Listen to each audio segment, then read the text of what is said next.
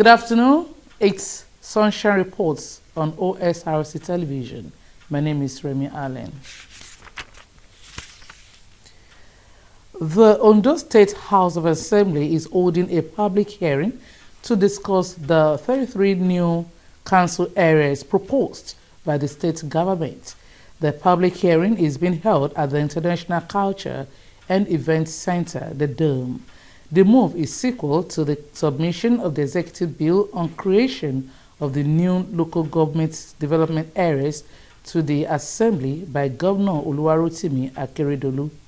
Last month, the Ondo State government, after an Executive Council meeting, announced that 33 new LCDAs have been approved.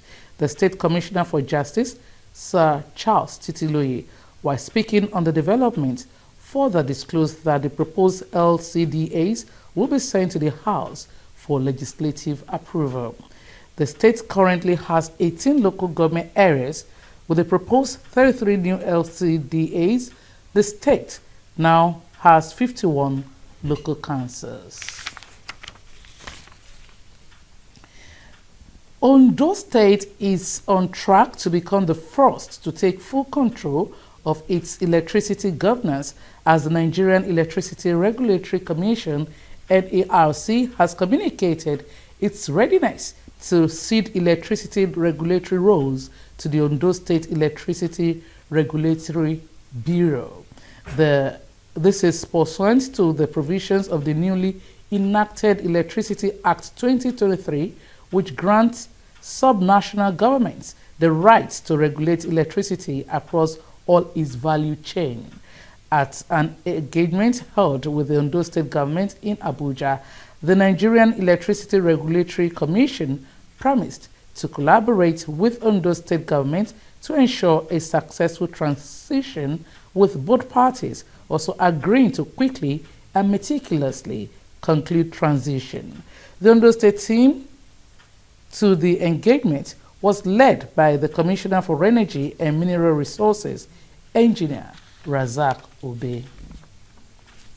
Government at all levels in Nigeria must embrace technology for educational advancement and breakthroughs. Convener Orange Smart Card Project, Ladipo Oke, stressed the need during a press briefing to flag off the smart academic centers in Ondo State.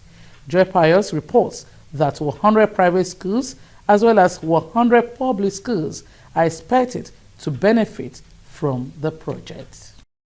Inculcating the use of technology into the educational system provides students with easy-to-access information, accelerates learning and fun opportunities to practice what they learn, as well as reduce the stress associated with teaching, hence the introduction of the Orange Smart Academy. Intimating stakeholders on the essence of a program during a press conference in Akure, the convener, Orange Smart Card Project, Ladipo Oke, noted that the vision of introducing the Orange Smart Academy started 7 months ago, and it is aimed at upscaling education in the state. Mr. Oke said that the project is supported by 14 global brands. The Smart Academy is an initiative, like I did say, sponsored by about 14 global brands as a need to fill the teaching and learning gap across our schools.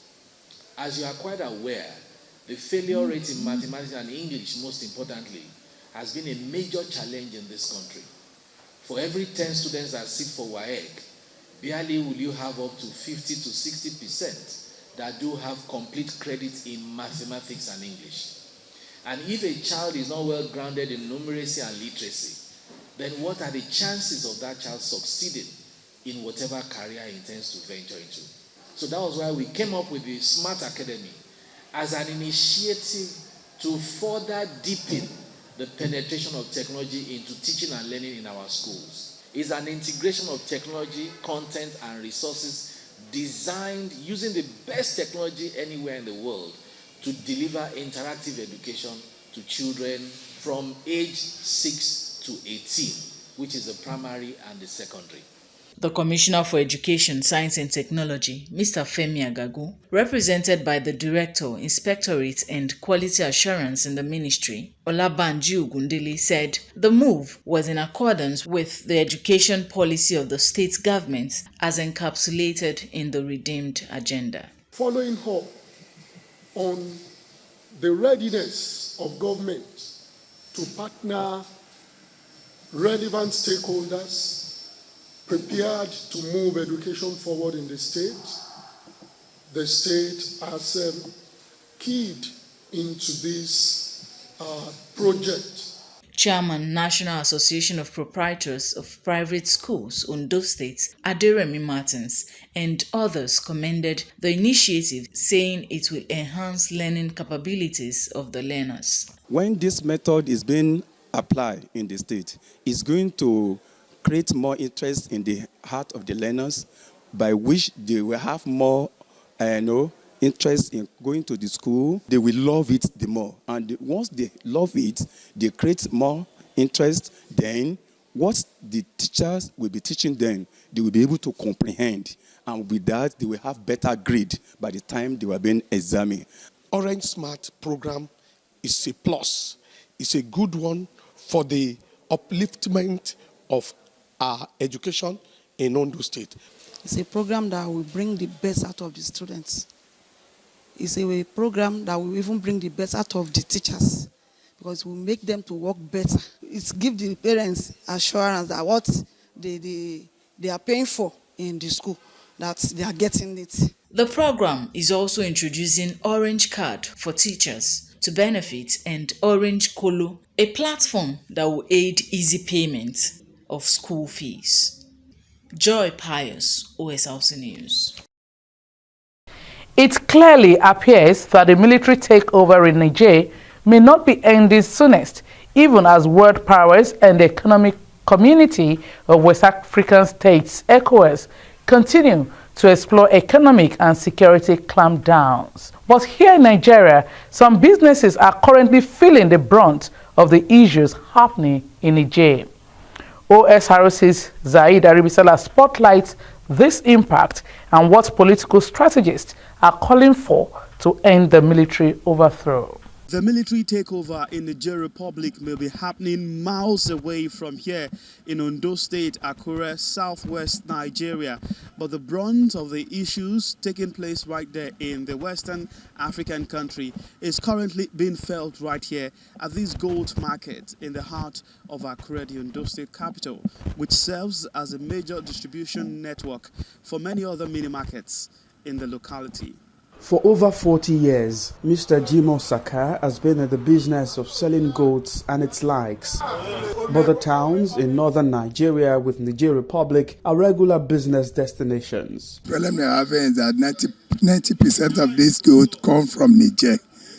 And when there is a problem in Niger, there's something available because they don't allow goat to enter through the border. But since the coup which ousted President Mohamed Bazoum, business has been threatened for him and his colleagues. Since 3 weeks ago, when they take over the government from Niger, they cannot be able to bring goat to where we are buying from them. Since last week, we have been facing this problem because they come from Niger to bring the goat to come and meet us at Miadua, Katsina State.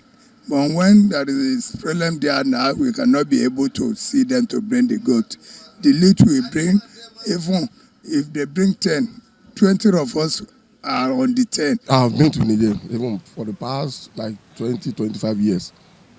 I've been going sometimes every week, sometimes monthly, sometimes maybe during our seasonal period. I've been going there, buy ram, buy goats, and then even cow from Niger. This affects us psychologically because we are appealing to our government so that maybe they will settle the matter amicably. Following the coup, the Economic Community of West African States, ECOWAS, chaired by Nigeria's President Bola Tinubu, has sanctioned and issued several warnings to ensure democracy prevails. The cutting of electricity supply, suspension of all commercial and financial transactions between the country and member states, and the closure of land and air borders between ECOWAS countries and Niger are some of the measures. with Nigeria leading from the front in this clampdown. The moves have raised conversation among some Nigerians on what the situation really means for Nigeria. Africa used to be the centerpiece of Nigeria's foreign policy. So not until year 2009, where we started having the Boko Haram insurgency, then from the insurgency we have banditry that we are currently facing. So, but notwithstanding that we have our internal problem, that doesn't mean if there is something going on in our neighboring country, we still need to play the big brother role. Because in Africa, as it is today, we have done it in the past by supporting the movement, anti-apartheid movement in South Africa. We have done a lot in terms of peacekeeping through ECOMOG. What is currently happening in Niger is, one, the Nigerian government has two options, and they have explored the first option, which is economic sanction, by imposing economic sanction on Niger, hoping that the military junta is going to give power back to the civilian elected government. And you know, another thing why Nigeria will also take action is that Niger is our neighbor. We share boundary with Niger. And you know, even in the northern part of Nigeria, the boundary that we share with Niger is not even with fence. So it means that if there is a military coup in Niger, and we allow that military coup to stay, it may pose a danger to our own democracy. The continuous inroad of military overthrow across African countries, according to a political strategist, Felix Alonge, must be checked. The people don't actually conscious of the fact that the benefits, the dividends of democracy is better than being under the military administration. And because African leaders, vis-a-vis United Nations, believe that they need to educate the people that it is better for them to have democracy. And the best thing is to also warn African leaders for them to do what? For them to perform to the expectation of their people. Ensuring democracy thrives in Africa's sub-region should be collectively tackled, not only during military takeover, but when democracy is being manipulated. Look at Paul Biya of Cameroon. Paul Biya has been there for years. Keep changing the constitution. That's what some people are saying, that, okay, what did ECOWAS do? When you see democratically elected president changing the constitution of the country, making sure that they destroy the institution to make them like a life president. That why is ECOWAS not making a bold statement on that? While not backing down yet, Nigeria's military coup leaders announced the appointment of Ali Mohammed Lamin Zein as Prime Minister, but the stance against the junta remains strong, despite a claimed support by some world powers like Russia. Sahida Ribisala, Osrc News. And with that story, we've come to the end of Sunshine Reports. Thanks for watching. Good afternoon.